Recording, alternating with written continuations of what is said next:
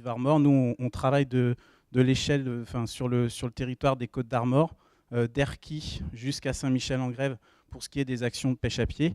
Et puis pour toutes les autres actions que l'on mène par ailleurs, on ne travaille pas que sur la pêche à pied, c'est vraiment qu'une toute petite part de nos actions. On travaille à l'échelle du département des Côtes d'Armor et là, je vous encourage à aller sur notre site internet vivearmor.fr. Au programme ce soir, donc l'échange que je vous propose, alors c'est pas un monologue, hein. S'il y a des questions, il ne faut pas hésiter à m'interpeller. On va commencer à parler de l'histoire de la pêche à pied à travers les âges de l'humanité. On va remonter 200 000 ans en arrière. Ensuite, on évoquera les principales espèces que l'on peut pêcher à pied en Bretagne. Alors, je ne vais pas toutes vous les présenter, il y en a pas mal, mais en tout cas, les 20 principales espèces. On rappellera là les caractéristiques biologiques, la réglementation, ça je pense que pour certains, ça vous intéresse, d'autant qu'il y a eu des mises à jour réglementaires récentes. On terminera par les pratiques respectueuses de l'environnement, mais également sur la sécurité du pêcheur. On évoquera les phénomènes de marée, les risques sanitaires, etc. Avant de commencer, une petite définition. Il y a plusieurs définitions de la pêche à pied. La pêche à pied professionnelle, la pêche à pied récréative. Moi, ce soir, je vais vous parler d'une pratique qui peut se définir par l'ensemble des techniques de pêche qui sont pratiquées sans l'emploi ou l'emploi accessoire d'une embarcation. Donc l'emploi accessoire pour se rendre sur le site de pêche à pied. Je pense aux gens qui vont pêcher aux roches cinquées, par exemple. D'une embarcation sur le rivage ou sur les rochers et îlots par des pêcheurs se déplaçant essentiellement à pied. Donc on ne va pas parler de pêcheurs à la ligne du bord, par exemple. On ne va pas parler de pêcheurs en apnée. On pourra l'évoquer si vous avez des questions précises là-dessus.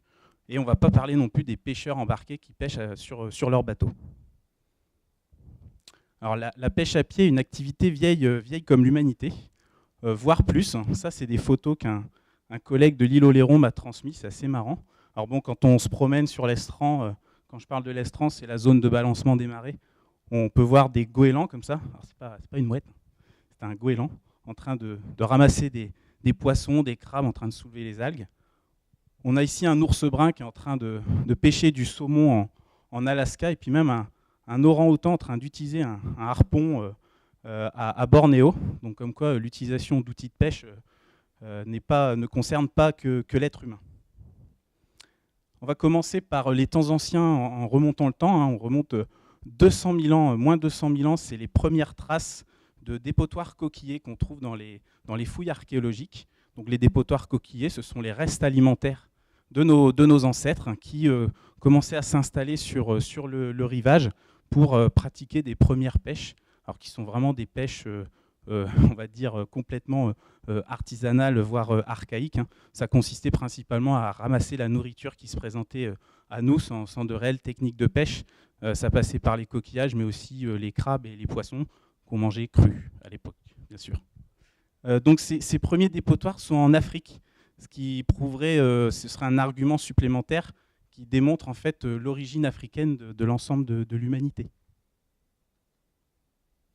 On fait un gros bond avec moins 100 000 ans avant notre ère, où là on voit en fait les dépotoirs coquillers se déplacer le long de la côte sur les différents continents, ce qui prouve également le déplacement des populations humaines le long du littoral de nos ancêtres qui vont coloniser progressivement la planète Terre en réalité.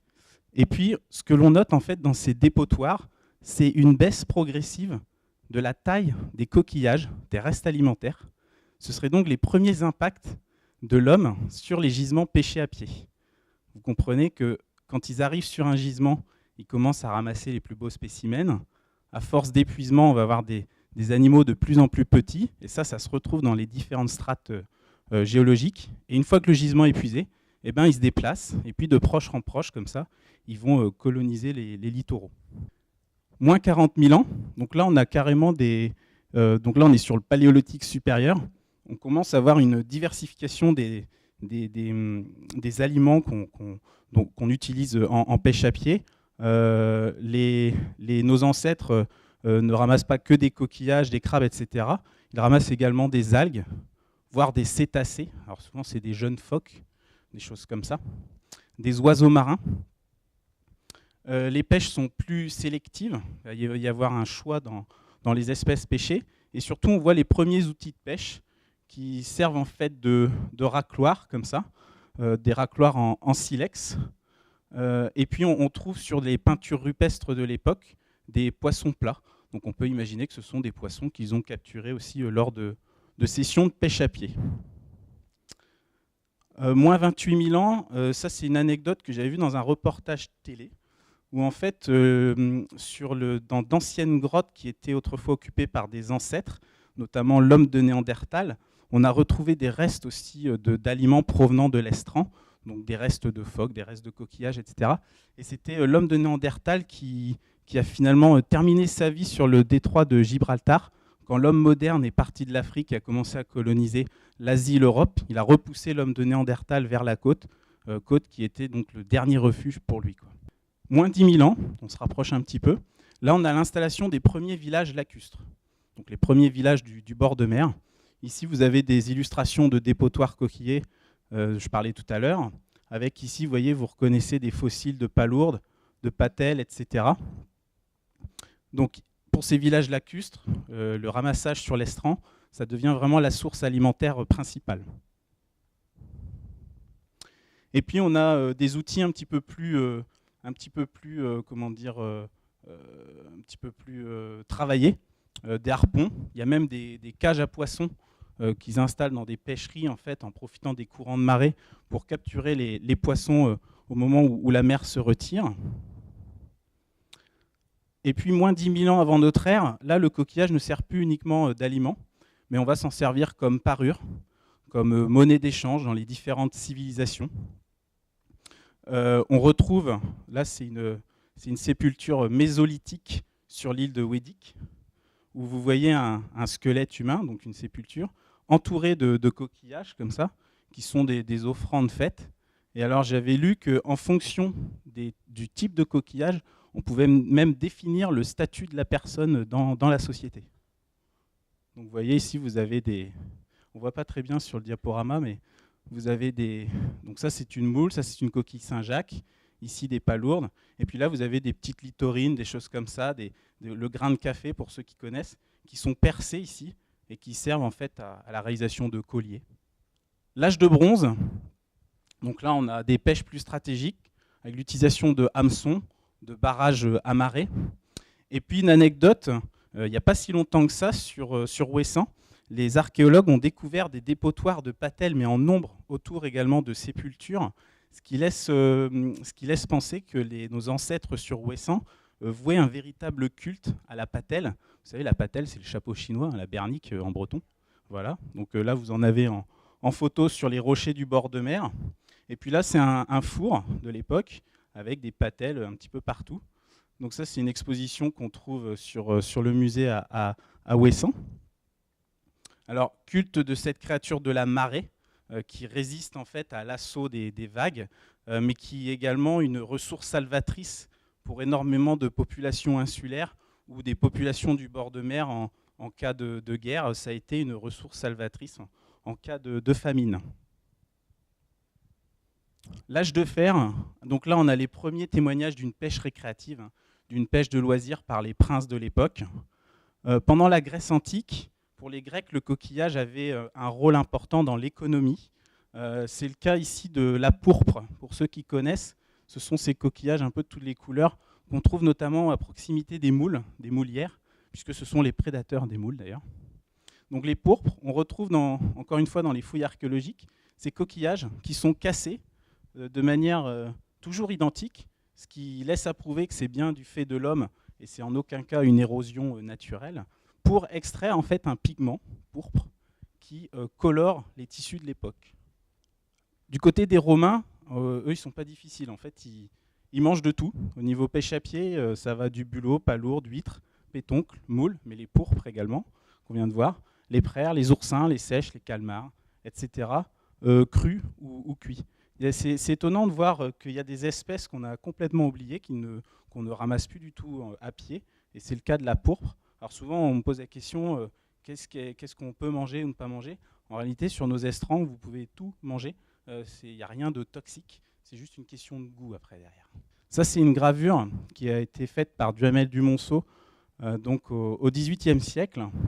Et alors ce qui est marrant, ça c'est une photo que j'ai prise il y a quelques mois, si vous voyez sur l'écran à côté de nous, d'un pêcheur à Boulogne-sur-Mer, un pêcheur de crevettes, donc qui utilise un avenot pousseux, une bichette, ça a plusieurs noms, et on voit que les techniques de l'époque sont toujours utilisées à l'heure actuelle. Alors l'époque contemporaine, pour ceux qui connaissent, ça c'est l'îlot du Ver-de-Lay, appelé Neuf-Valandré. Donc on voit les pêcheuses à pied, ce sont principalement les femmes qui pêchaient à pied. Les hommes étaient plus en mer, sur les bateaux. Donc sur la Verdière, ici, là, avec leur avenot pousseux également pour ramasser des crevettes. Ici, vous avez les roches cinquées, avec de la pêche au coq. Là, c'est une pêche au mulet, en baie de Saint-Brieuc. Donc souvent, on nous dit qu'à l'époque, il y avait moins d'impact qu'aujourd'hui. Là, je ne pense pas qu'il y ait un seul poisson qui en ressort. Bon, ceci dit, ça restait des pêches très ponctuelles, hein. Aujourd'hui, c'est vrai qu'on assiste à des phénomènes de masse avec des pêches chroniques. On va en reparler. Là, on est à Tréguier, et donc on est sur le Trieux.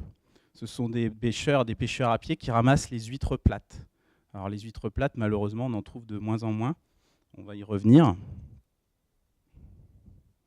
Et là, ce sont les Cessonnaises, les pêcheuses à crevettes de la baie de Saint-Brieuc venues de Cesson, avec leurs vêtements traditionnels pour certaines. Alors cette photo, j'aime bien parce que c'est quelque chose qu'on voit encore beaucoup sur l'estran finalement.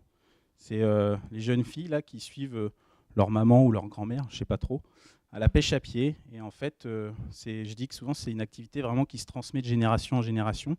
Et c'est souvent les grands-parents qui inculquent ça à leurs petits-enfants. Parce que les parents, eux, ils sont au boulot pendant ce temps-là.